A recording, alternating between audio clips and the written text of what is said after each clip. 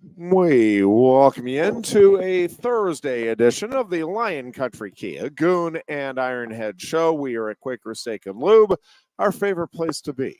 Absolutely. In the State College area on a Tuesday and Thursday afternoon. We are here from 3 to 5 on Tuesdays and Thursdays, and we'd love to have you stop on in, say hello, enjoy some great food and beverages, and check out the sports that is always on the TVs down here at QSL. That's shorthand for Quaker Steak and Lube for those in the know. It's called the lube. Hey, QSL works also. Listen, there's a lot we can get into, Goon, but I really wanted to start with the Spotlight PA story that has been picked up a lot of places where, at least it's reported that there's a group of at least 3 trustees that are pushing or at least asking for consideration of the naming of the field at Beaver Stadium for Joe Paterno. This is something that I think many fans have called for at various times over the course of the last 12 years. And there's a couple of things in play. We pre-record the show that I do with Jim Galante on Fridays. And I think that show will air probably 1 to 3 tomorrow, depending on the timing. We have high school wrestling, by the way, on Sports Radio 98.7 The Fox tomorrow. Our coverage will start at 10 a.m. with AA tournament action, District 6 AA tournament action, and then we'll have complete coverage of the AA and AAA tournaments, all from the Altoona Fieldhouse throughout the day. Friday and Saturday coverage will kick off at 10 a.m. tomorrow and at 9 a.m. on Saturday. You get involved with that? I am not for a few different reasons, but primarily Todd, Norm, and Jim Brown love doing it. They do a great job, and I'm like, you know what? Let's run with it. I have enough things on my plate. I'm good with that. So I got to ask you a personal question. Yeah. Do you do stuff for your voice? I'm honest to God, because you seem to do a lot of shows, a lot of wrestling broadcasts, a lot of wrestling shows, the Monday show, the Tuesday, Thursday, and then your morning show. Yeah, so you're just blessed with the perfect vocal cords. No, not so much. So I do. I don't know if it actually helps or not, but I will do a lot of green tea in particular over the winter, and if my voice does start to get a little raspy, I also do zinc. I like the zinc tablets. I am a big believer in zinc warding off or minimizing the impacts of colds and that sort of stuff. I'm a zinc advocate, and I do a vitamin C supplement. If I start to feel at all like things are going haywire, now I'll do a couple of oranges every morning anyway. So I do some things, not a whole lot, and nothing. I don't know. There are other people who have to do a lot more than you do. Yeah, and I don't know if any of what I do actually helps. You at have the those end of the strong day. vocal cords. It may be more of a mindset. Like Tuesday, you came in here a little phlegmy, a little. I want to Yeah, make sure. it definitely strains, and yeah, I've been off and on battling the sniffles, and it's been kind of going through our house and I guess the area. Actually, I mean, a wrestling team has had a number of guys over the last couple of weeks who have had at least a couple of days where it's like, yeah, not quite feeling right. So that is, that is part of the what you got to do, I guess. You just work your way through it. So, but a couple of things going back to the Paterno and the field. Yes. So there's already been, I guess, a couple of national columns outraged that Penn State would even consider this, and anybody there, my God, how could you put football above blah, blah, blah. And the interesting discussion, And I do think it is a genuine discussion, because it is easy. I know, because I've done it for over 3 decades. It is easy to sit around and criticize the decisions of others in power. It's very easy. Again, I've been doing it for over 3 decades. But when you are actually in that position, right? Like, you are, just put yourself on the board of trustees. And like, I would love to Current or former? tell you right now, I would love to tell you that, by God, I have the courage of your convictions. And listen, I do think they should. I'd like to think I would, but reading through the one column in particular this afternoon, and I'm forgetting even who it was that wrote it, but again, it outraged that anybody would even consider this with somebody that was told about pedophilia and didn't act and blah blah blah. It's well, none of that happened, but that is the national perception. And if you are on the board or you're part of the Penn State administration, one of the things, we are in tough economic times for, in particular, higher education. I mean, that's what we're talking about here with Penn State. Like, they are trying to figure out, how to cut, what is it, $94 million from the budget. There's a lot of things going on right now simultaneously that they're looking at. And whether or not, and I don't know for sure who on the board or within the administration, like, what they know or don't know. And kind of same thing here. Like, I would love to tell you that I think they should all have read everything that's out there on the Sandusky case. But again, these people they're on the board. They have professional lives. That's part of why they're on the board, right? And presumably they have family lives, and there are, again, substantial priorities that they need to be addressing at Penn State regarding tuition, regarding class size, regarding facilities, buildings, all of the things that come with being in charge of a major institution of higher learning. So while I'd love to sit here and these people, you better know that, Joe Paterno's innocent, that Jerry Sandusky's innocent. You can read and that stuff is out there, but it's hours upon hours of stuff that you've got to read through, work your way through to get a true comprehensive picture of what all actually occurred, how it happened. I'm not sure that it's all that reasonable to expect that all of these people would do all of that, given, again, all of the other things that are on their plate that they also need to be judicious about and well read on. So there's that component.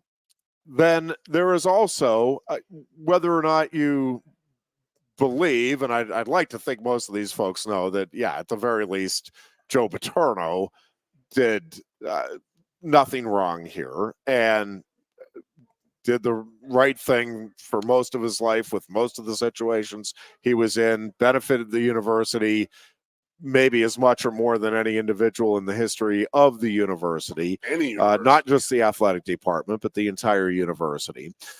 And so, yes, let's honor the man. Let's name the field after him. But there is the national blowback. It is coming, justified or not, right or not. And that is likely going to impact, and I don't think in a helpful way, the finances coming in. Now, the question I have, and there's no way to definitively answer this, but do you think Penn State naming, let's just say that they actually went through with this and we get the announcement at the trustees meeting. By the way, this is not on the agenda. I don't think we're going to hear a peep about this tomorrow from the trustees. Nope. But just hypothetically, let's play it out for a second, that they come out and, yep, by God, we're going to name, it's going to be Paterno Field at Beaver Stadium. That's the decision we've made. We'll deal with the blowback from the national media, et cetera. Do you think, because I'm kind of wavering on this, do you think that the I think there are a lot of alumni that are waiting for that not necessarily the naming of the field, but that recognition by the university that, yes, by God, Joe Paterno has a very esteemed place in the history of Penn State University, and we will honor him. Whether it's through naming the football field, putting back the statue, whatever it may be, there is going to be a public proclamation of Penn State's recognition of the greatness of Joe Paterno. And you're going to get the pushback. There's going to be the blowback, certainly from the knuckleheads at ESPN, but there's going to be a lot of other knuckleheads joining in. So my question is, from a financial standpoint, taking everything else out of the equation, do you think that investors and folks that, listen, we'd love to help Penn State out, but my gosh, you're going to honor a guy that we still associate as, helping a pedophile. We can't be associated with this.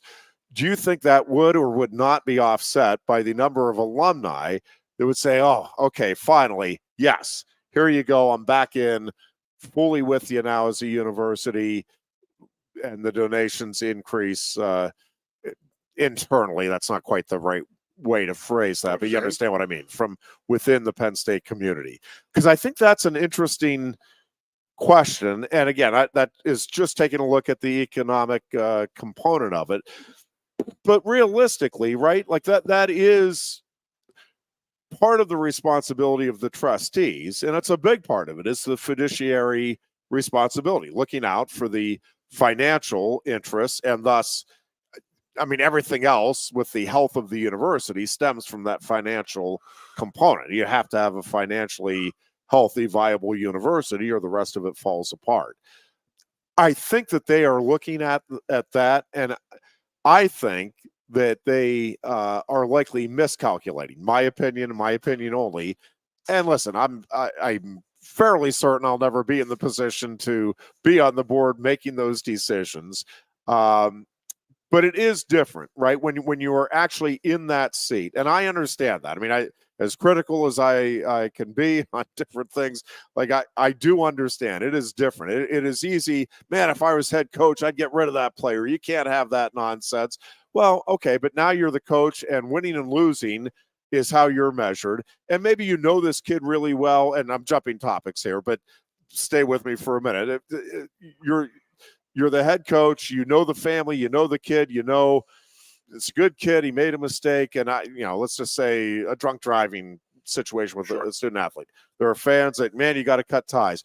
Well, again, if you're actually the coach and it is a star player, there's a bunch of factors. And one is, yeah, he's a star player, and my career rides on wins or losses. Like I want my kids graduating. I want all the stuff that we talk about, and we're proud of Penn Staters, but James Franklin's been doing all that, and we see the heat that fans are giving him because he's only winning 10 games, Goon. He's only going 10-2. Oh, yeah, he's graduating all of his players, but come on, you got to win. You got to win big. Okay. All right, you got to do that. You got to beat Michigan. You got to beat Ohio State. Okay. All right, you do that. And how are you doing that? And again, you're a head coach. You're gonna discipline these players. You are. When 10-2 isn't good enough, you as a head coach, when you're in there, because I'd go 12-0 every year. I know what I'm doing. Okay, all right. It's different when you're actually in that position and you're weighing everything and you're looking, and the image matters. I can sit here and tell you, and I will tell you, I think they should have the courage of their convictions. I think they should name it Paterno Field at Beaver Stadium and let the blowback occur, and eventually, for the most part, it'll go by. And listen, the people that are going to give you grief, they're giving you grief no matter what. Like, it's not as though if this never came up, that these people, boy, Penn State sure learned its lesson. Yeah. They never considered naming Paterno. Like, is anybody ever going to write a column had this not come out? Do you think in 5 years we were going to get this column by the same people criticizing this? Penn State sure deserves a lot of credit for never considering naming anything for Joe Paterno. No, they're not. So they're going to be critical no matter what, is my point. And I think the people that are I don't think this would have nearly the consequences. There would be negative publicity, no question about that. I don't For think how long? I think it would be fairly brief, and I don't think the consequences would be all that significant. I think our society is boom, boom, quick. It runs the gamut, and then it's gone. That's how I feel. But your question is the people who are holding back on their donations until they honor Joe Paterno worth doing that versus losing people who are potential sponsors on the national level? Yeah, and that's where blowback. we're at right And would there be corporate Yes, I know blowback? exactly what you're saying. So are you asking my opinion? My opinion is that if you're on the board, how are you voting on I'm this? on the board. I don't know. I don't know how those people, their minds think. I mean, how many were there 12 years ago? So that's the board. Yeah, not a lot of them are left. There's still the at same least types, though. Yeah. But I'll never understand. I'll never trust it. But I know Joe. I know the old man. I know how he was, and how do I say this? And that is that Joe was an English major, and you've heard me say this before, I believe, in that his favorite thing in the world to read was the Greek tragedies. That was what his master's papers and professors, doctors, what thesis and stuff was on, I believe. He loved the Greek tragedies. Yep. And he sure as hell turned into one, because we're sitting here still talking about him. I can see both sides.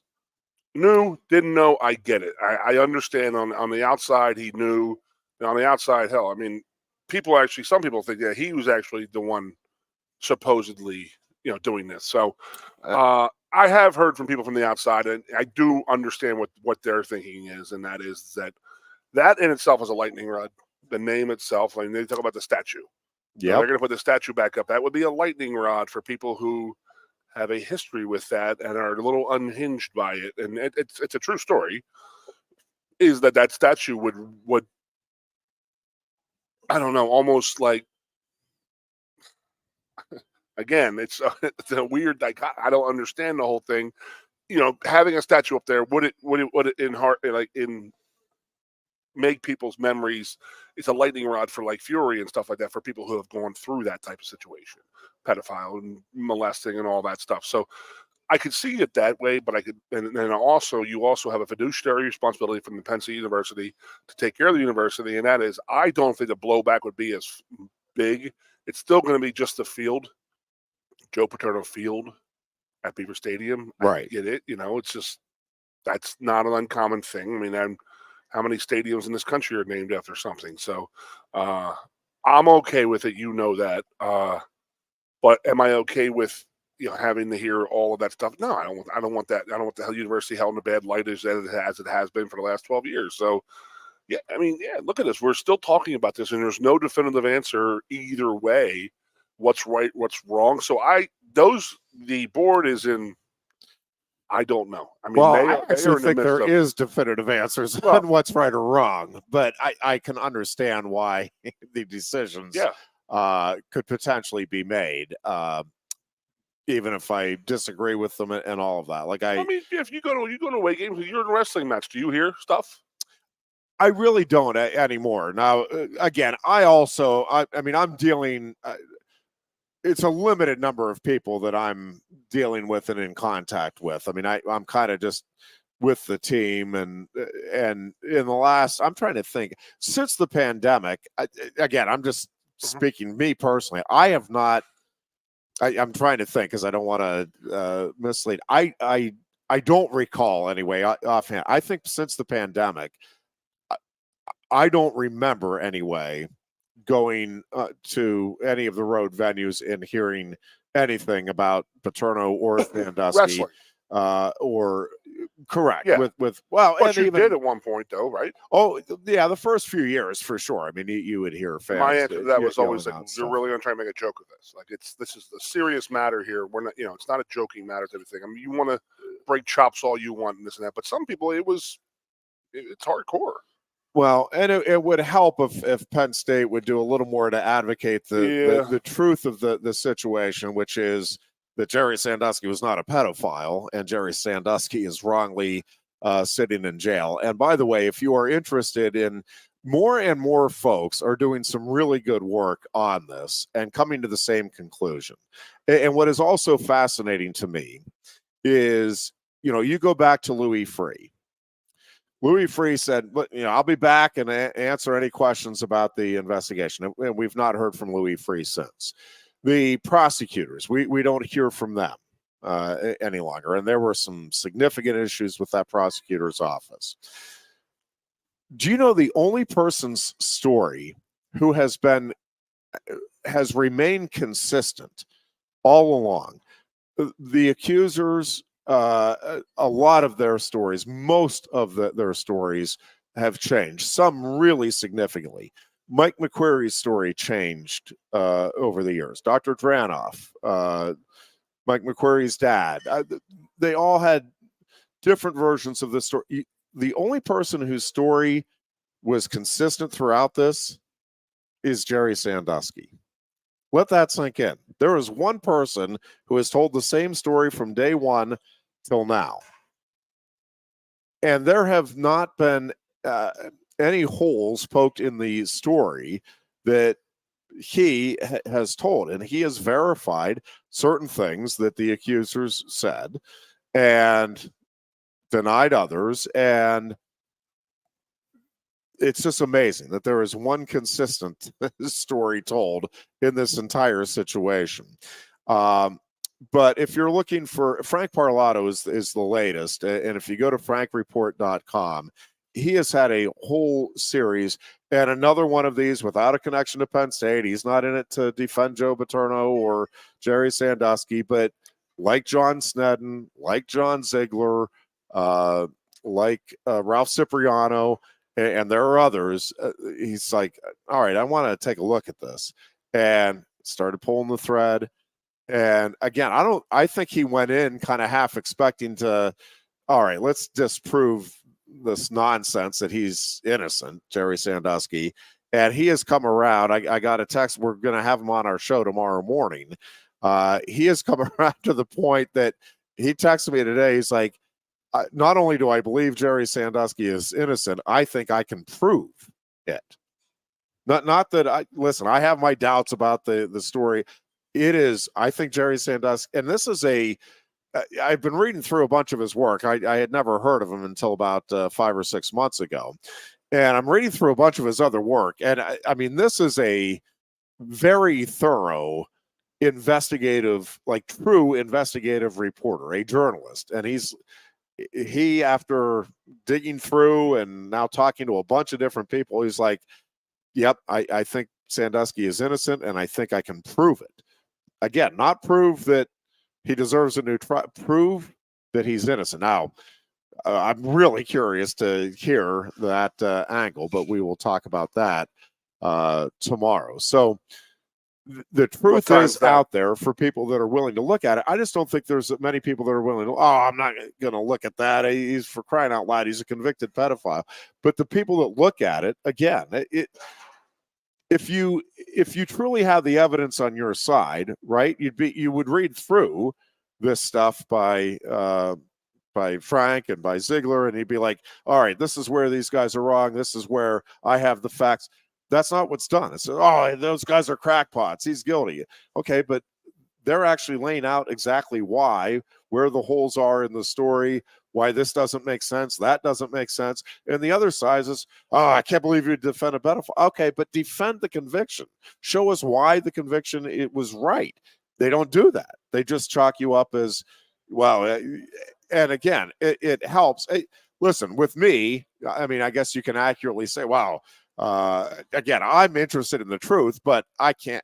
I graduated Penn State, grew up in the Sandusky neighborhood.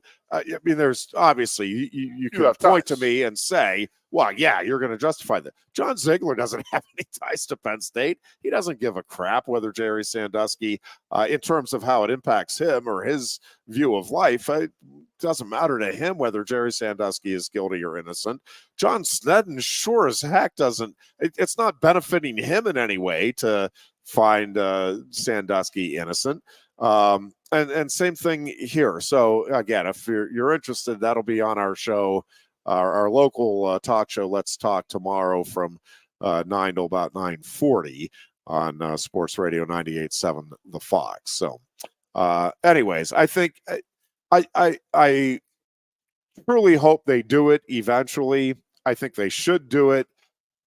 I have my doubts, and even though I will be a little upset and very disappointed by the inaction, I do understand. I mean, I understand the caution involved. And again, it is easy for me to sit here and say, man, have the courage of your conviction. And I do think you should. Now, part of it is I don't know what their conviction is. I really don't. With some of I know the trustees that are pushing for it. I know what their conviction is.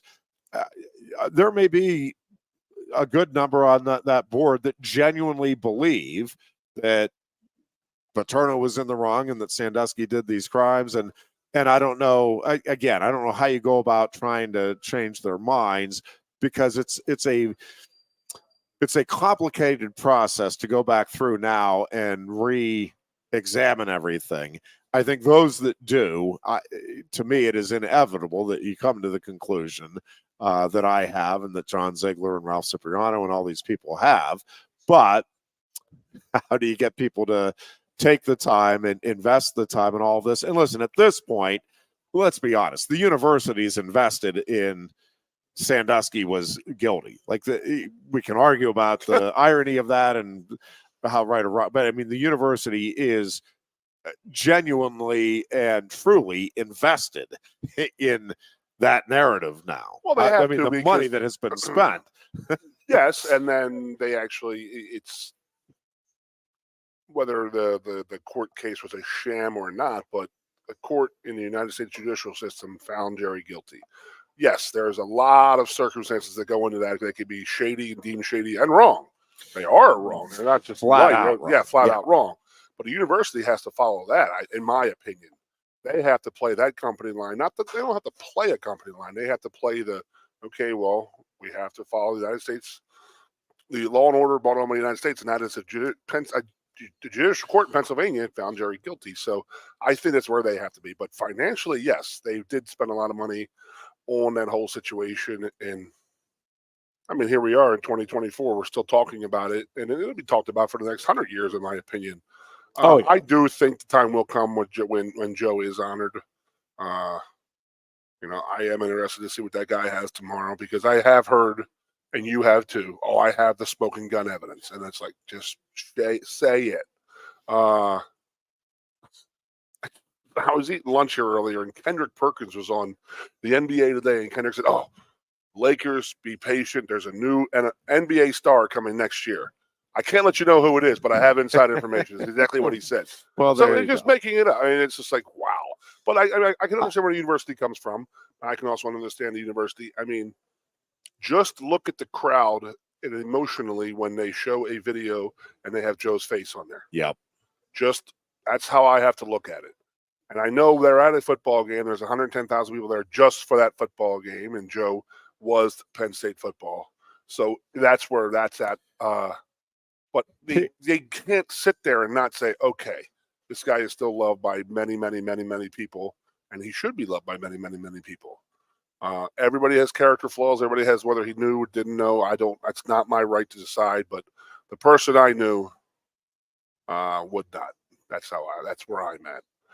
Speaking of that, you talked about Sue's birthday yesterday. So I always call her Thanksgiving. That's the 15th time I said Thanksgiving for Valentine's Day. I do it all the time. I did it like 3 times. I delivered dinner to my neighbor last night. She's a little cancer surgery recently and stuff like that. So me and Carrie had dinner with a couple people over there, and I bought her a plate. Both plates I bought her. Happy Thanksgiving. I swear to God. I get home and I was like, I said it to Carrie. I said it to Carrie last night. I said Happy Thanksgiving twice last night to Anita, and she was like, what? Really? And I just said it again. So every Valentine's Day I do call Sue, and for her birthday, obviously. And, we have a nice little conversation about what I'm doing, where she's going, what the whole world the way it is right now, and, what she's doing in her world, which is obviously helping everybody and a lot of people. So and that is, for me, part of why I think there should be some urgency to do this. I think, my personal opinion, I think this needs to be done while Sue is with us.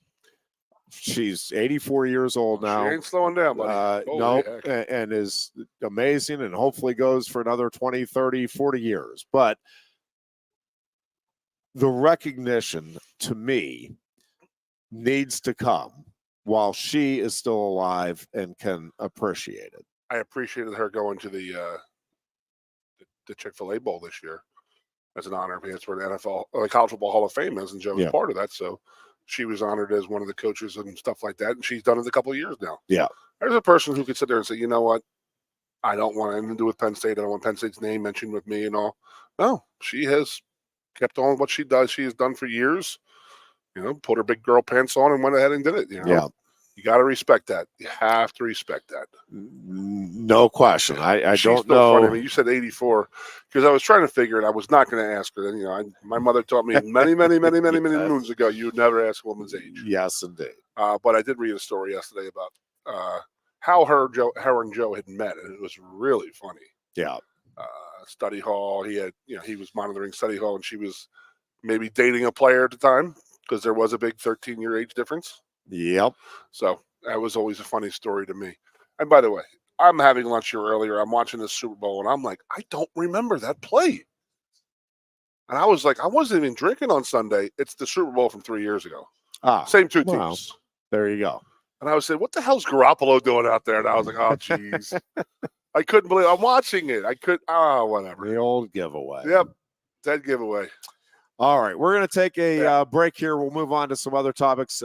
Penn State basketball, we'll talk about that game last night and get into much more as we continue. It is our Thursday edition of the Lion Country Kia Goon and Ironhead Show. We are at Quaker Steak and Lube, and we're coming right back. Coast into fall with a new Kia from Lion Country Kia. Right now, get a 24 Kia Seltos for 5.25% APR for up to 48 months. A new Sportage plug-in hybrid at 0.9% APR. Check out our 23 Sorrento hybrid for as low as 4.5% APR. And don't forget, all 2023 and 2024 Kias come with a 10-year, 100,000-mile limited warranty.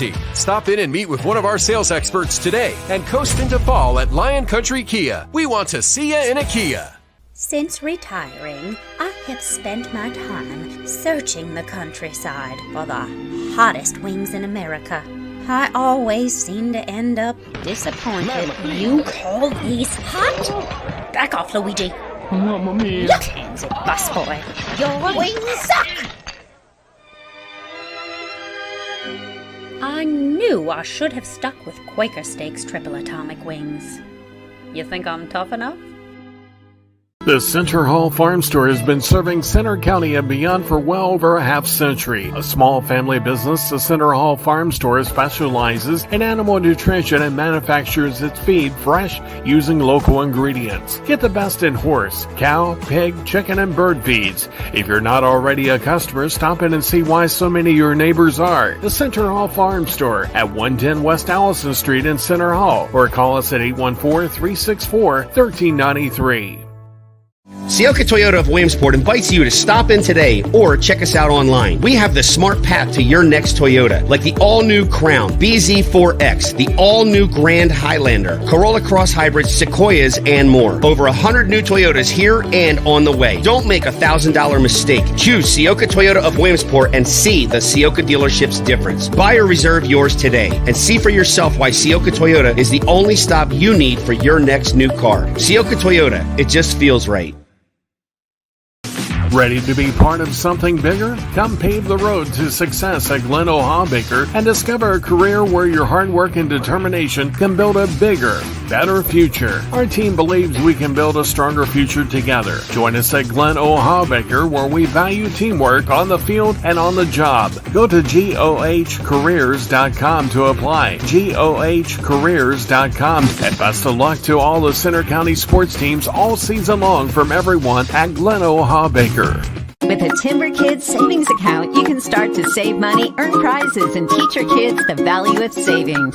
It's easy as 1, 2, 3. Building futures is what we do at TFCU. really need to belong to a credit union, you belong at TFCU, Timberland Federal Credit Union, a credit union you can grow with. The Goon and Ironhead. And we welcome you back here to our Thursday edition and Beautiful day. talk some Penn State hoops, Goon, because listen, Michigan State is doing what Michigan State does at this time of the year.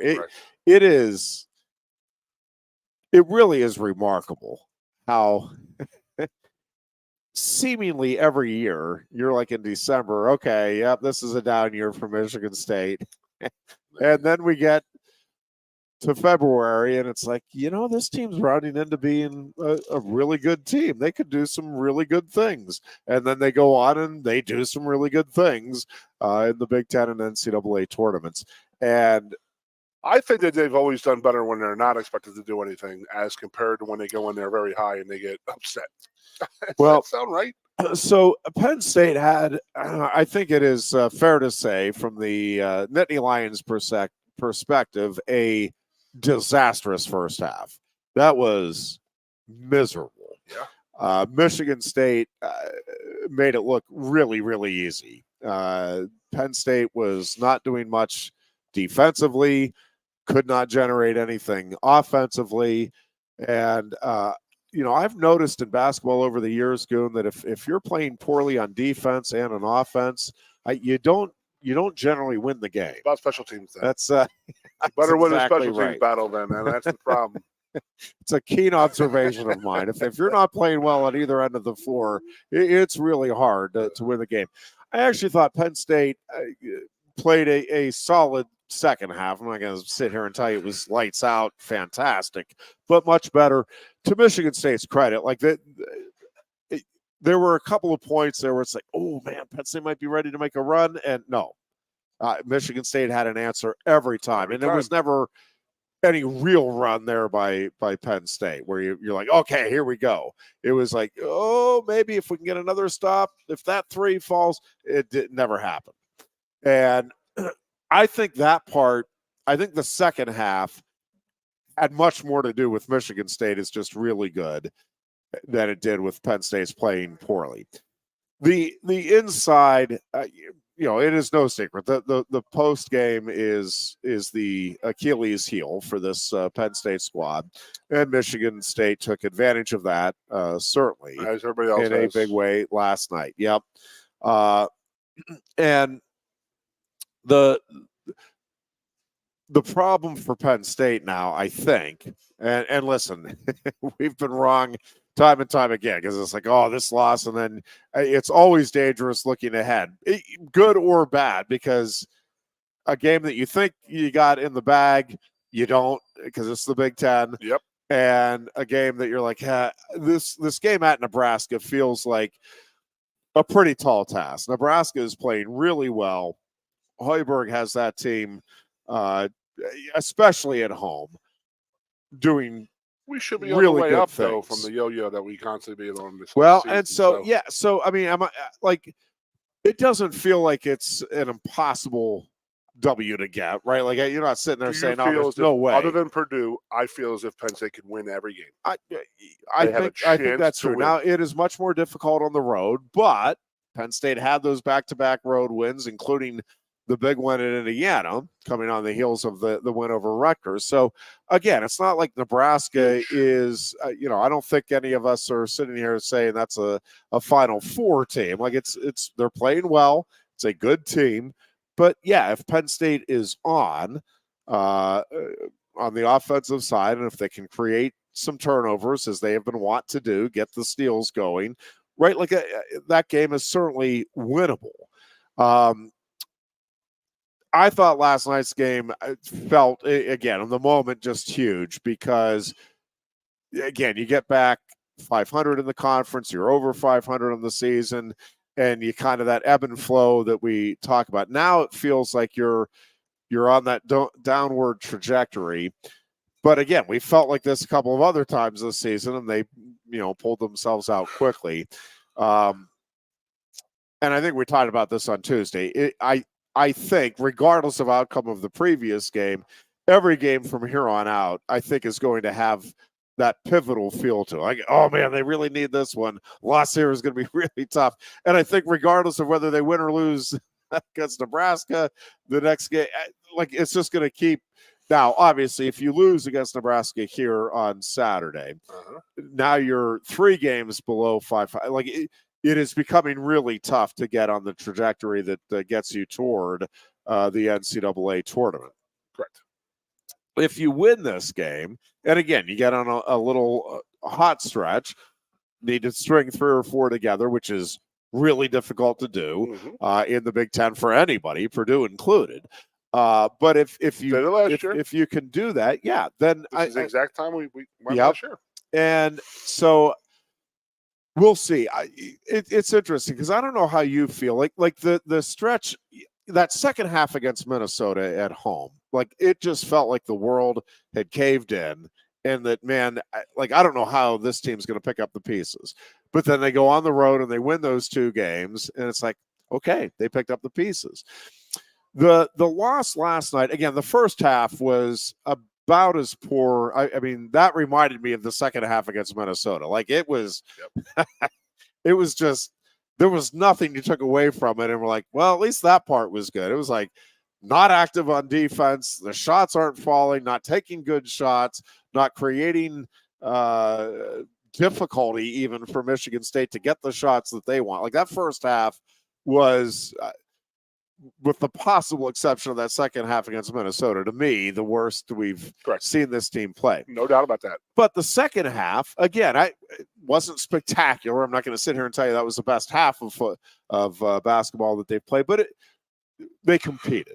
And they made it more difficult. Now, Michigan State was up to the challenge and then some, no doubt about it.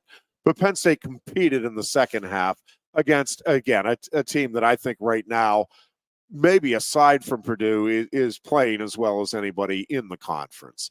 And obviously an extremely well-coached team, talented team, all of that. Yep. And much the same thing at Northwestern. Like, disappointed they lost that game. But, I mean, they were in it right till the, whatever it was, final 20 seconds. They were competitive. And, again, that is a good, well-coached, good team at home with Northwestern. So I realize the results are the results, and that's at the end of the day, you're judged on that. But I don't feel like they're playing poorly overall. Like, I think they have 3 pretty solid halves in these last 4 halves of basketball. The inside game is a problem, and can you improve that a bit down the stretch? Sure, but I mean, the fix is not going to be there this season for that, right? Like, that's something that'll be addressed in the offseason and needs to be addressed through recruiting and or the transfer portal. And another year of growth. I mean, I'm not giving up on the players they have, but how many seniors are on the team? How many guys do we actually lose? Oh, that is a good question. I'd have to go. Yeah, I don't know. Because the COVID stuff still has me screwed up. I just we were going through. I don't know. Is the right. We can look that up and get that for Tuesday's show and go over that. But it's not even going to stay versus the transfer portal, because obviously you're in the transfer portal looking for a big man. I guarantee you that. Well, sure. And recruiting out the wazoo. Yeah, you would imagine that Mike's going to do a pretty good job in Pennsylvania. That's how I feel. And this year was obviously loaded up with the transfer portal just to get a team on the court, right? And I think they had 4% of the minutes from last year's team returned for the season. So that's an unbelievable job by Mike Rhodes as of right now. And only going to get better. I mean, he's going to start getting his recruits in, guys he's going to get there and have for 3 or 4 years to start molding them. And he can go to the transfer portal. I mean, that's the difference. This is where the transfer portal can be good for places, and specifically us in our basketball program right now. No question, and it's going to be a necessary tool for at least one more. James's talk the other day, and it was on Twitter, but I don't know if that was actually a long ago piece or was that something because he was talking about how just like the the transfer portal and college football in itself, and how much of a cesspool it is. I don't know if that was a yesterday thing, but I did see it yesterday on Twitter. So it could have been saved from long ago, and that could have been a pre. Well, listen, he did go off a little bit pre Peach Bowl about where college football is at right now with the tampering and how it's the wild west, and it's got to be just so brutal. I mean, it has to be brutal, Jeff. Well, I am really curious to see what comes of this Big Ten, SEC. I don't even coalition. Yeah, but how they go about trying to set up what the future is going to look like, and how they want to go about trying to navigate it, and trying to create a good competitive situation while recognizing the laws that are in place and what is going to need to be done on behalf of the players. And listen, to me, the most fascinating part is, how does this thing get figured out? Does it get figured out financially for the non-revenue sports, the Olympic sports, not men's basketball and not football? It's like people are sitting there, they only worry about football and basketball. 29 other sports here. Yeah, but what's interesting, well, one of the interesting things to me, there's a lot of interesting components to this, but so the Big Ten and the SEC, I mean, they're looking at this together. It's a joint venture, but they are, as we've talked about over the years, they are very different conferences. Now, both really good in football and basketball, and both the two biggest brand names conference-wise out there, right? I mean, there's no question about that. Big Ten is dominant in a lot of sports. SEC is, as good as it gets in football, and really good in basketball, and then several other sports. But it's a very different matrix that the two conferences have. Again, Penn State, Ohio State, Michigan, and the other Big Ten schools, but those three in particular, like, they have really broad-based, successful athletic programs. And I think all three now have over 30 varsity sports. Ohio State and Penn State do for sure. Correct. I'll have to double check. I think Michigan does as well.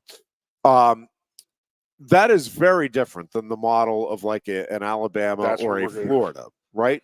Those schools, I'll double check I should have those numbers readily available, but I think you're looking at 16 to 18 varsity sports for most of those SEC schools. Well, if you are divvying up the pie, and I get the Big Ten has a little bigger pie to divvy up, but it's also now being divvied up among 18 schools. And then again, within those schools, in some cases, 30 plus sports. The SEC, less teams, less overall revenue coming in, but fewer teams, many fewer sports. I mean, much fewer athletes. I'll have to look at the exact numbers, but I mean, we're talking about, I think, at least a couple hundred fewer athletes that they are having to account for and take care of. So I'm fascinated by what the model is that they come up with that will, at least in their minds, address the issues of both conferences. Because again, I think they have, some substantial, there's some commonalities, obviously, in terms of what they're looking for and the way they need to structure things. But there's also, again, some significant differences here. I'll just put it in perspective. I mean, the SEC does not have wrestling. How does the Big Ten and the SEC correct that? Not as in bringing more SEC, not more teams, but how do they divvy that pie up if we're paying for a wrestling program? We have 10 more sports than them on average. Right? Is that what you're Correct. talking? Yeah. That's it's significant. There's a lot of questions. Very significant. Today. Well, you're really going to bother me this whole weekend, all these questions. So, and one way or another, like, revenue sharing is coming. and coming quickly. Because if they say no, we don't want to do that, I am telling you, within the next year or two, the courts are going to say, "Yep, yes, you are." Yeah. Like that. That is. I have a question. You're talking about revenue sharing, wrestling. Well, that is what. And we're in a whole needs different to be stratosphere with decided. that wrestling thing. I mean, the Big Ten specifically, but Penn State.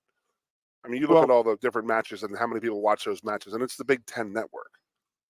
So what a lot of the discussion seems to be centering around is, but again, I'm curious to see, because it's a very different scenario for the SEC schools versus the Big Ten.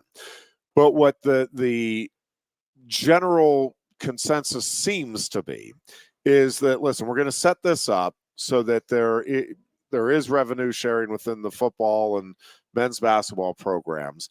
And then, and I am certainly no financial expert, and this is where I think it is just, there's going to be a lot of moving parts, and I think for a lot of us it's going to be really difficult to wade through even what it means once they announce whatever decisions they make.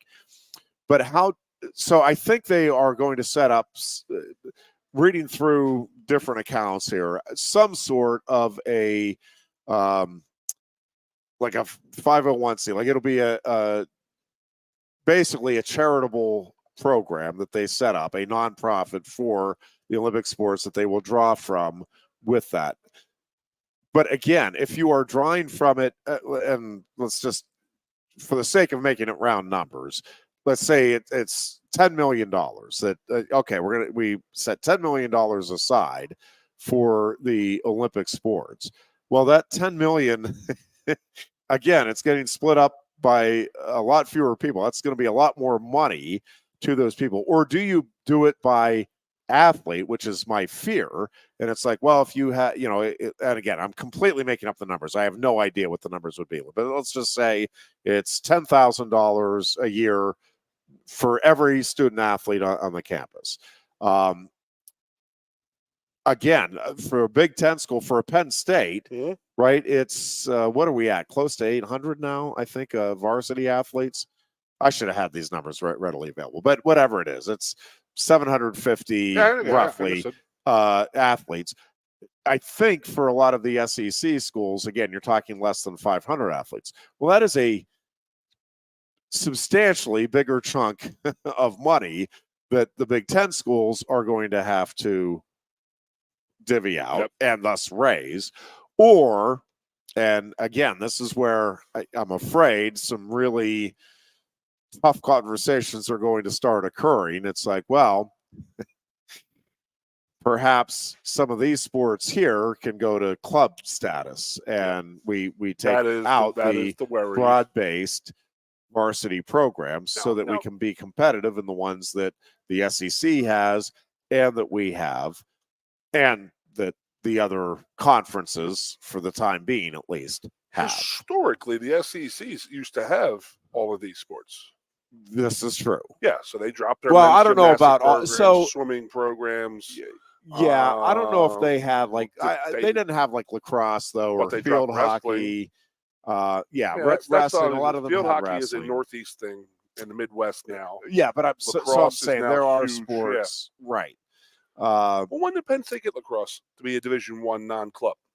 Not that long ago. Exactly. 25, 30. Yep.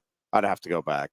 The years start to run together. But yeah, it's not. Now, I also have to say, we're also talking about the $88 but it's also one of the fastest growing sports in the country at the youth and scholastic level. It used to be soccer, and now soccer's turning into be like, well, there's a lot more concussions in soccer than there is in football. I was more tongue in cheek, but wow. Now we say Penn State got a check for $88 million last year for the media rights and stuff like that. Okay, they go to this Power Network and this and that, where they're going to do the revenue sharing. They're going to get a lot more money than $88 million. Yeah, there's going to be a lot more than $88 million coming in. But you also now have a lot more travel costs. Oh, yeah. You have 4 additional schools that you're divvying the pie out. Like, I get the pie is going to be bigger. there will be more money coming in. I understand that, but there's also going to be more expenses. Nothing's getting cheaper. Right? The cost of the equipment, the cost of the food, like all of that stuff. And now you're going with the cross country treks. And again, I hate to keep coming back to it, but it's such an important component. It's 31 varsity sports that you are traveling now to. Probably not 31 that you're traveling out to the West Coast, because some of the, they don't have the wrestling teams. There will be some sports that you're not doing that. So let's say will be going out there. Yeah, let's say maybe 22 sports, whatever it is. The travel costs are going up substantially, is the point. And I think with that, recruiting costs will continue to rise. Hey, this is an honest question. Yeah. So we're talking about football and basketball going the professional route is what we're talking about. I'm just saying the Chiefs because it's Super Bowl up here, but say the Chiefs play the Oakland Raiders. Does the NFL help with their travel expenses at all, or is it all on the team to get to and from? Well, the league sets it up, and there's revenue sharing within the National Football League. So your expenses are one way or another covered. I don't know what the official arrangement is, but I mean, and listen, I think that is part of what is going to be the discussion here with the SEC and the Big Ten is, do you, and if so, how do you pull the money together? Like the Big Ten has the best TV contract situation right now. Now, the other, there's a lot of moving parts here. One of the other components is the streaming aspect that is coming, and the revenue that'll be generated from that, and that'll be projected revenue. But I think they have a pretty good idea now on what those numbers are going to look like. And, how quickly does that transfer of how we get our games take place? Yeah. I mean, I've read a couple of things that there are some people out there that think by the 2026 Super Bowl could be just streaming. Mm-hmm. I'm shocked all the time, but I will be very surprised because I think that financially that may make sense, like the revenue that could be generated from that. But I think part of the NFL's success is the constant connection with the next generation. Like they are constantly that, and I know you're going to say, well, Ironhead streaming that's what the next generation is. But for the folks that can't afford the streaming or decide not to, like those kids in those families, and there's going to be a lot of them. I don't know what the actual numbers are, but are you actually going to keep those kids as true fans, as passionate fans are going to be buying the jerseys? I wonder about that if they can't watch their team in the Super Bowl at home because they either can't afford or there's some places that you can't get streaming still in this country. There's rural places where that's not even an option. So I kind of don't think the NFL is going to do that with the Super Bowl. Now, rest of the games, maybe. Mm-hmm. It may be happening sooner rather than later. So a bunch of moving parts here, and how these conferences, and that's where the power now, I think, is going to reside moving forward, is not with the NCAA. It's with the conference commissioners and the conferences as a whole, but the commissioners. And obviously, it'll be in conjunction with the ADs and the athletic departments. But I think that's where the power brokering is going to be done. What a time! Do you remember a time before where there's so many huge decisions going to be going on in the next 2 or 3 years? You got to talk about the NIL stuff, the transfer portal stuff, and now you're talking about branching off and going on your own type of thing. There's a lot of stuff going on right now.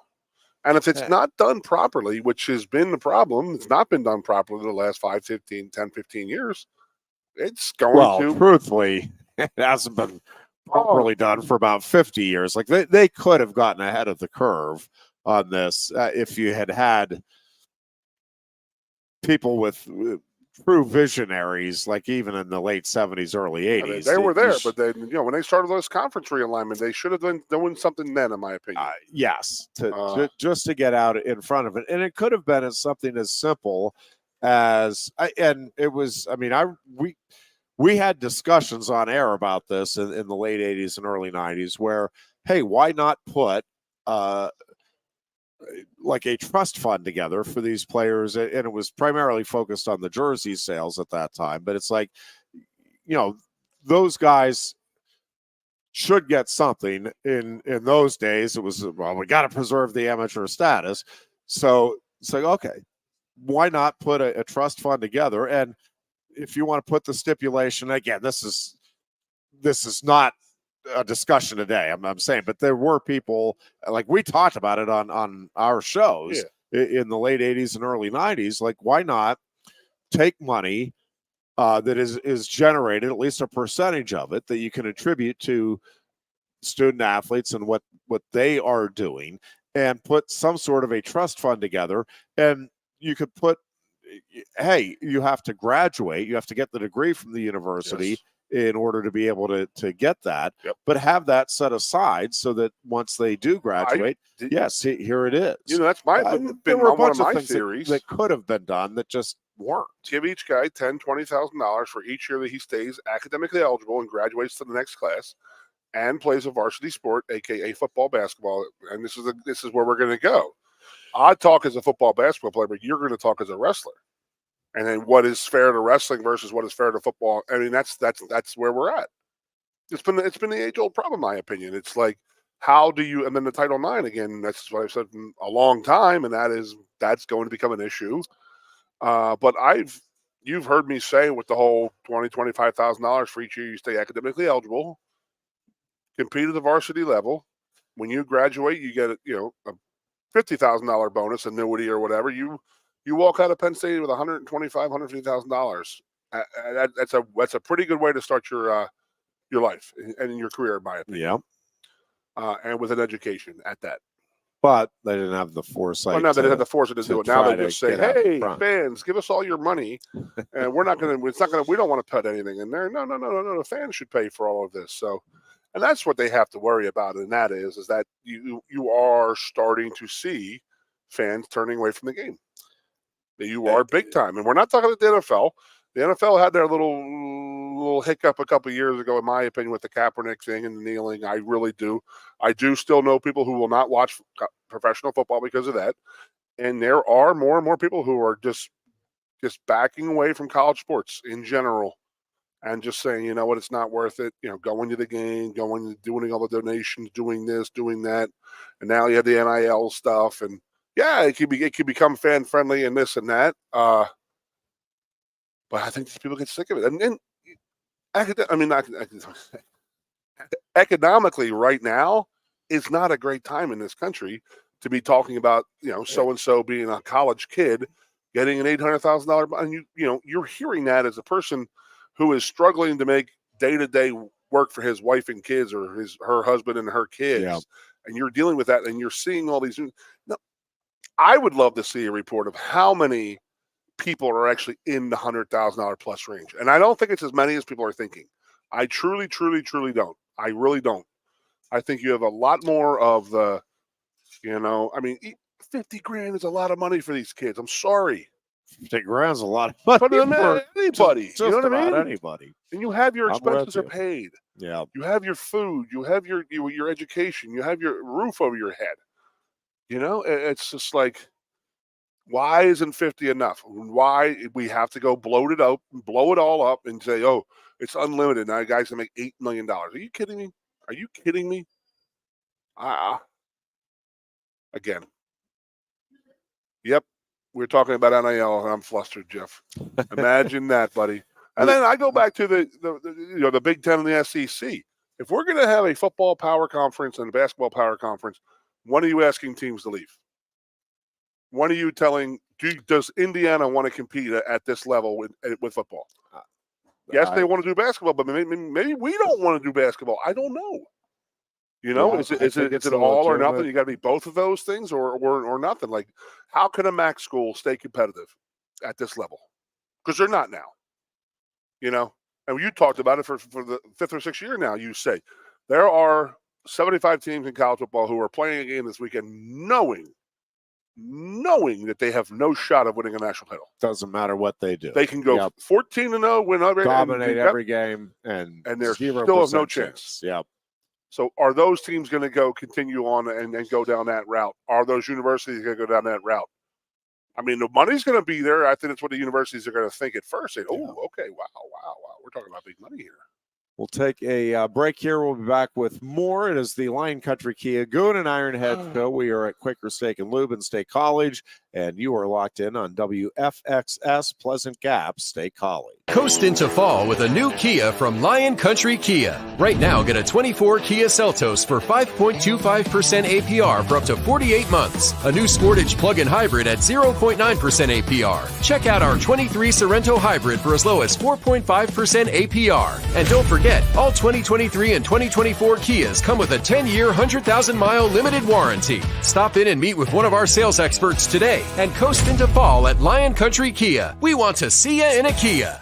Since retiring, I have spent my time searching the countryside for the hottest wings in America. I always seem to end up disappointed. You call these hot? Back off, Luigi. Mamma mia. Your hands it, busboy. Your wings suck! I knew I should have stuck with Quaker Steak's triple atomic wings. You think I'm tough enough? The Center Hall Farm Store has been serving Center County and beyond for well over a half-century. A small family business, the Center Hall Farm Store specializes in animal nutrition and manufactures its feed fresh using local ingredients. Get the best in horse, cow, pig, chicken, and bird feeds. If you're not already a customer, stop in and see why so many of your neighbors are. The Center Hall Farm Store at 110 West Allison Street in Center Hall, or call us at 814-364-1393. Sioka Toyota of Williamsport invites you to stop in today or check us out online. We have the smart path to your next Toyota, like the all-new Crown, BZ4X, the all-new Grand Highlander, Corolla Cross Hybrids, Sequoias, and more. Over 100 new Toyotas here and on the way. Don't make a $1,000 mistake. Choose Sioka Toyota of Williamsport and see the Sioka dealership's difference. Buy or reserve yours today and see for yourself why Sioka Toyota is the only stop you need for your next new car. Sioka Toyota, it just feels right. Ready to be part of something bigger? Come pave the road to success at Glen O'Haw-Baker and discover a career where your hard work and determination can build a bigger, better future. Our team believes we can build a stronger future together. Join us at Glen O'Haw-Baker, where we value teamwork on the field and on the job. Go to GOHcareers.com to apply. GOHcareers.com. And best of luck to all the Center County sports teams all season long from everyone at Glen O'Haw-Baker. With a Timber Kids savings account, you can start to save money, earn prizes, and teach your kids the value of savings. It's easy as 1, 2, 3. Building futures is what we do at TFCU. You really need to belong to a credit union. You belong at TFCU, Timberland Federal Credit Union, a credit union you can grow with. The Goon and Ironhead. We welcome you back into the Lion Country Kia Goon and Ironhead show. We are at Quaker Steak and Lube here on this Thursday as we head into another very busy and very fun week in sports. Weekend in sports. Fun, right? Fun is this weekend. Great time, the man. District 6 Wrestling Championships get underway tomorrow with the AA tournament. We will have complete live coverage of all of the District 6 action. Todd Brown, Norm Brown, and Uncle Jim Brown will be providing the coverage of that. That will get underway 10 o'clock tomorrow morning here on Sports Radio 98.7 The Fox. So 10 a.m. tomorrow, our live coverage of the District 6 Wrestling Championships gets underway. And again, they'll have all AA action tomorrow. And then on Saturday, they'll put in the AAA as well. So AA and AAA action throughout the day Saturday. Everything should wrap up probably around 8 o'clock or so on Saturday night. But definitely looking forward to that. And the fun is just getting started in wrestling with the high school postseason. Of course, the NCAA postseason is just around the corner now as well. Penn State, Nebraska. I was on, actually a couple of different shows this week talking about that matchup. And it's, I honestly don't know how at this point, I keep saying this to people. It's like, you're not trying to be condescending. And obviously, I mean, I have nothing, I get to call the action. So it's not, I have nothing to be condescending about personally. But when you look at this Penn State program, and I'm telling people, listen, I think Nebraska, and I do, I think Nebraska matches up as well or better than anybody in the country. I think, there are, I think, really good matchups at probably 6 of the weight classes. I also think at the end of the day, Penn State will win 8 or 9 of the bouts. Well, listen, Penn State has won at least 7 bouts in every dual meet this season. I think probably best case scenario for Nebraska, or realistic best case scenario. And now let me throw in the caveat. This is if everybody's healthy, which I don't know that that's going to be the case here on Sunday. But if everybody is healthy for both teams, I think the realistic best case scenario for Nebraska is they win 4 bouts, which would make it a relatively competitive dual meet. But if Penn State wins 6 of the 10 and gets bonus points at 2 or 3 weights, which I think is certainly likely, that dual meet score is not going to be that close. And that's been the case. Like the Ohio State meet, I think the dual meet score is a little deceiving in terms of how close that match was wrestled. There were a lot of really good bouts. Correct. Penn State won most of them. Same thing with Iowa. Iowa has a really good team. This Penn State team is just exceptional, even by Cale Sanderson standards, which have been exceptional. This team is just different level stuff, and certainly has the potential to be, again, as good or better than anything we've seen in the sport. So I do think this will be a really good matchup, and I think there's some really good tests. Like Aaron Nagel and Bernie Truax both have big tests, and I think Nagel more so just the coming off the loss, and I know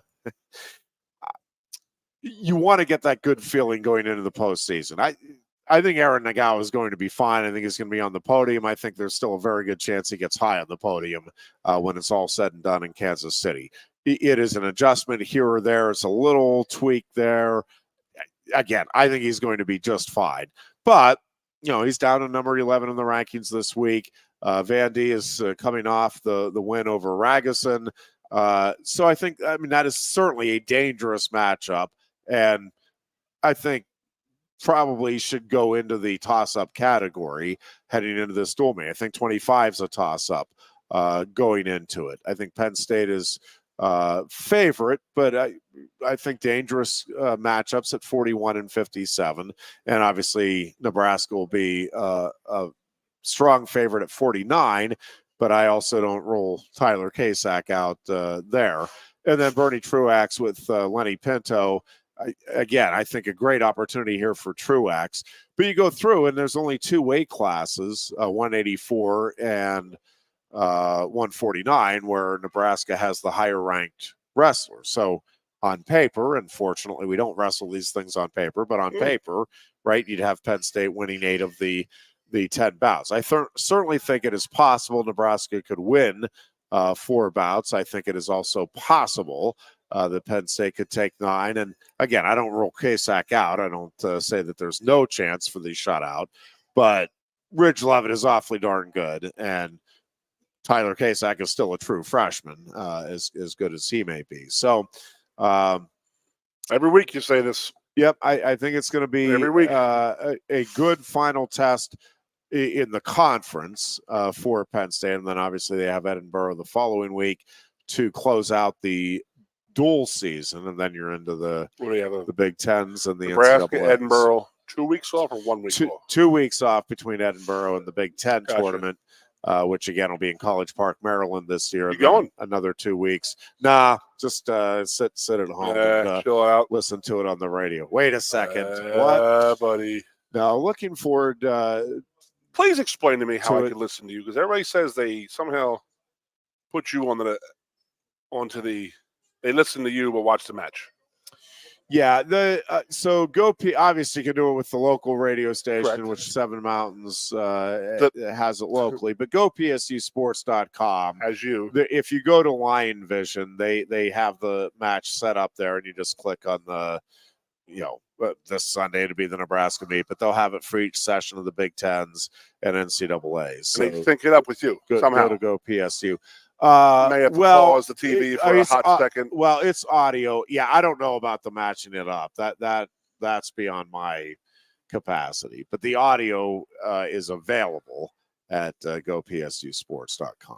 Get some snow coming on here, Ironhead. I'm seeing that. I'm trying to ignore it. It's not. The older I get, the less I like. I loved winter weather when I was a kid. I love sled it riding. still. Yeah. You know what I don't like? I don't. Is when it snows every day. I don't like it snowing. I'm okay with one. I like having one snowfall, going sledding that run one day with the kiddo, and then I'm done. I'm ready to move into spring. I'd be good with 1 week of winter. I know you're not a fat guy. I'm not sure I'd go that far these days. I was there with the Florida boys, and they're like, "How do you do it?" I said, "I don't mind it. I like it. I love. It was one of my favorite things in the world was going outside when it's snowing and it's dark out and listening to how it hits. You know what I mean? That is a great, great, great sound. It's peaceful. It's quiet. There's no cars around. It's awesome. But it's like when it's getting into April and you're still cleaning your car off in the morning and it's still snowing, and that's when it gets old. That's when it drives you a little crazy. Maybe even more than a little. And you crazy. could be in Florida where it's 79 degrees, watching the Super Bowl, 79 degrees. Yeah. Some people could do that. Not all. Yeah. The rest of the match is home, right? Yes. Yeah, we're here. The remaining 2 dual meets are home. Yep. All right.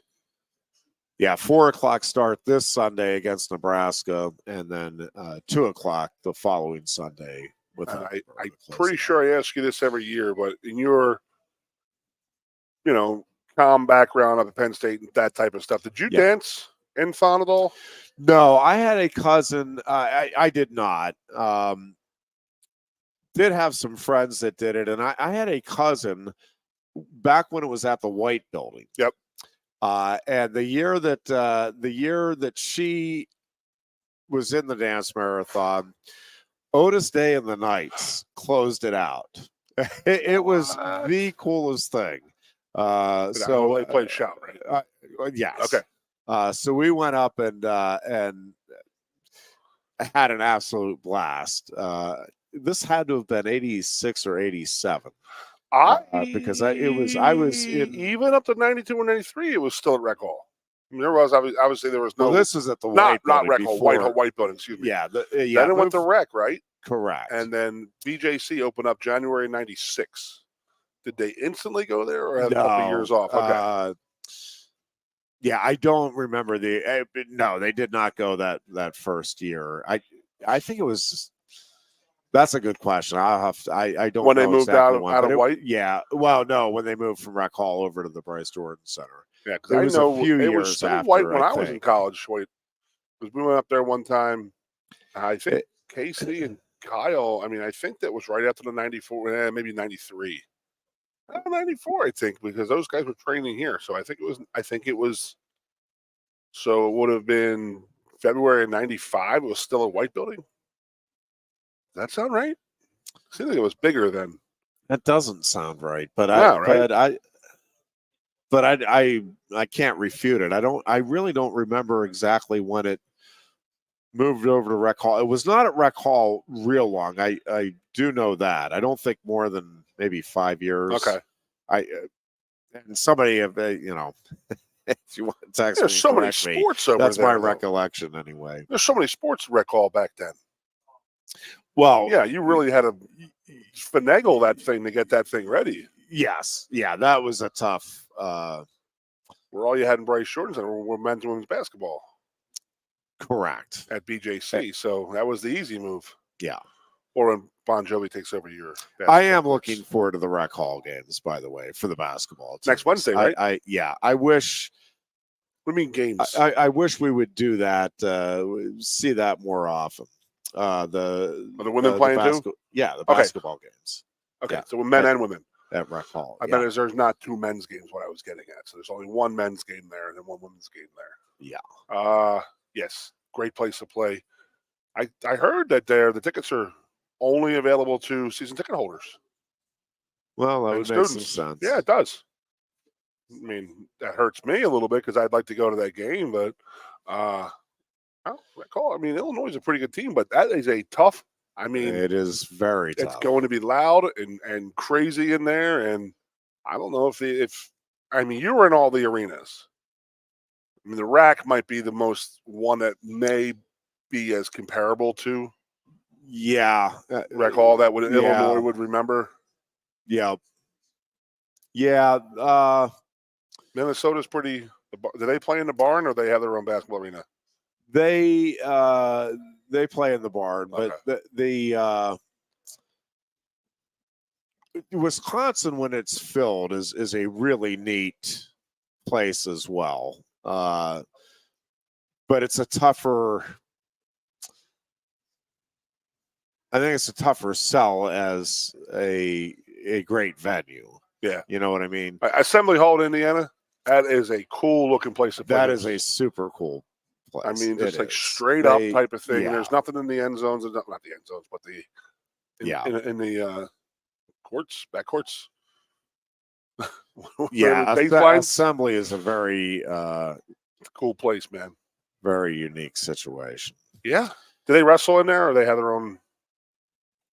I'm just full of questions. They wrestle at their not at Assembly. Okay.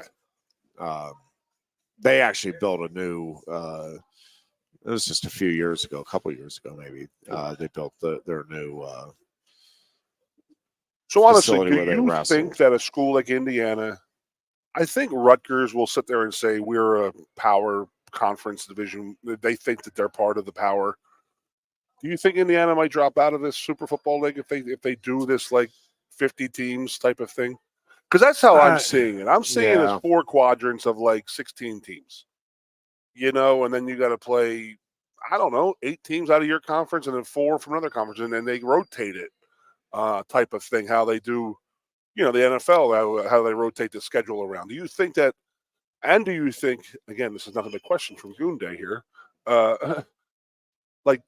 do you think this power conference will be football and basketball, or you think football will have their own setup and then basketball will have because there's a ton of basketball teams that do not play football.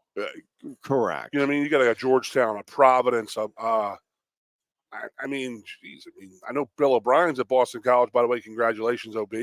But are they ready to play in the power conferences? And it's a good question because the issue really, well, I think the primary issue comes down to the NIL stuff and what is realistic. And like the teams that are in professional cities, right, I think will have a tougher time, like a Miami or a Boston College, trying to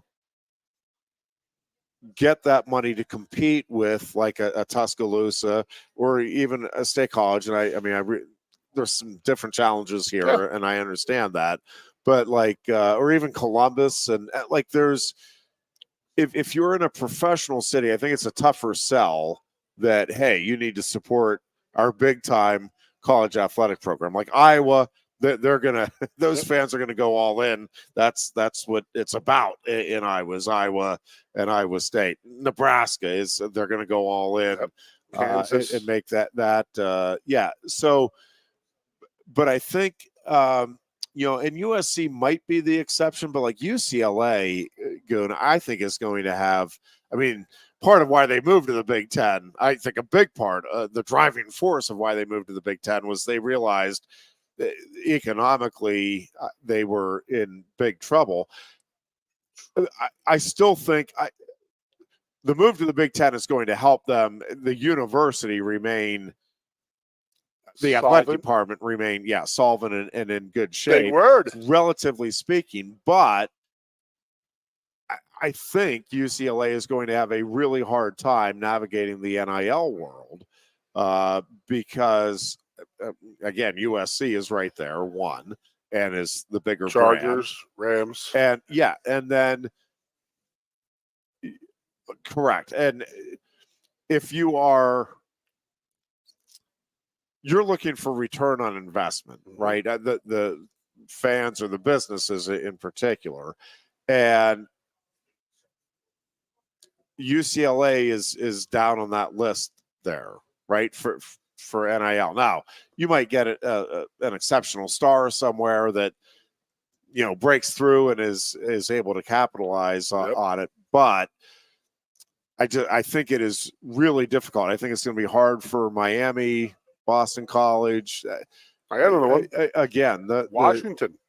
Northwestern in the Big Ten is another one where it's like, how are you going to navigate this world and be any kind of legit competitive? Yeah.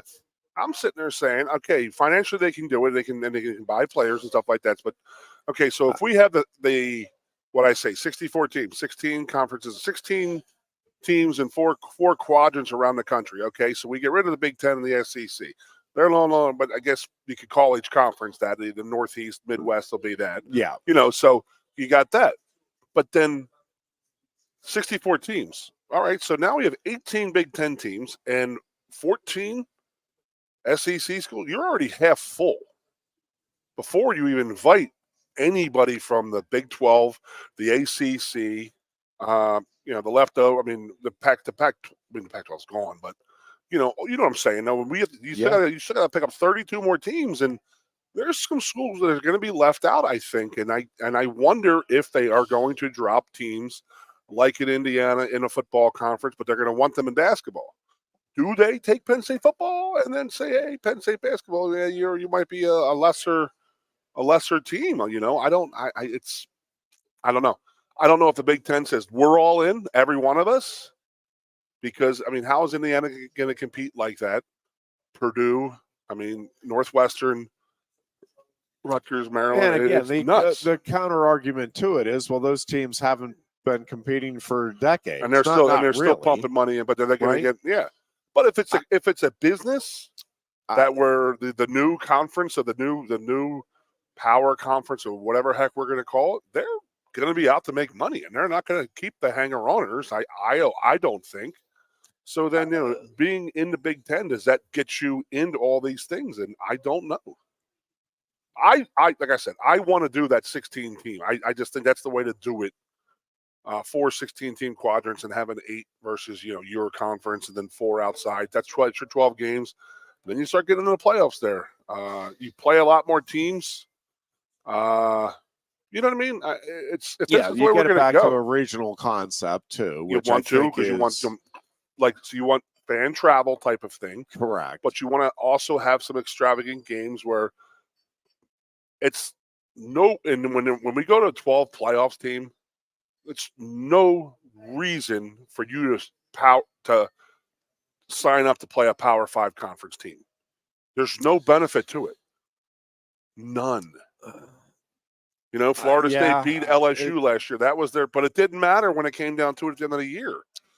So why would you go risk everything to go play in Alabama as a non-conference game, which was fantastic in 2010 and 11, or 11 and 12, whatever it was, 10 and 11. It was awesome, but is it worth it now with the 12-team playoffs? But now you're going to force that on people, and I think that is really, really cool. Really cool. And you do a home and away. I agree with you. So your conferences are home and away. 25 and then 26 is the complete flip it around type of thing. But then, then there we go. Then you're going to get into, we got to have 7 home games. I mean, are we playing 14-game schedule then? And then get into the playoffs then? That's a lot. You're asking a ton. I think that's too much. Maybe it's a 15-team or 14-team conference and then 7 and I don't know. Again, I mean, would you imagine having to make these decisions? And then you're just all these different potholes and pitfalls just sitting there waiting for you. Like you think you're doing well, boom, Oregon Trail, you got dysentery. You ran into Title IX, or you ran into the transfer portal, or you ran into the NIL. Damn it, okay, we were so close to getting it, so we got to track it all back. And then basketball is going to be different setup than football because there's so many more basketball teams than there are football teams. I mean, I would not want to be doing this right now. I mean, again, back in the 70s and 80s when they were making the conferences, they should have done it then. They really should have had something. They should have forward thought about all that, but what got involved? Money, money, money, money. Everybody wanted their money. And there's a lot of it. Still do. And there's a lot of it now, and there's a lot better ways to maximize your income. I mean, do you think that Penn State I love the fact that we have 31 varsity sports. I do. I really appreciate that. But if it comes down to if some of your sports are going to suffer because of that, then I don't know. Maybe it's time we do start cutting some sports. Yeah, there are going to be some very difficult conversations. How many men's gymnastics teams are there in this country? I think they're down to about, I think it's under 30. That's ridiculous. Yeah.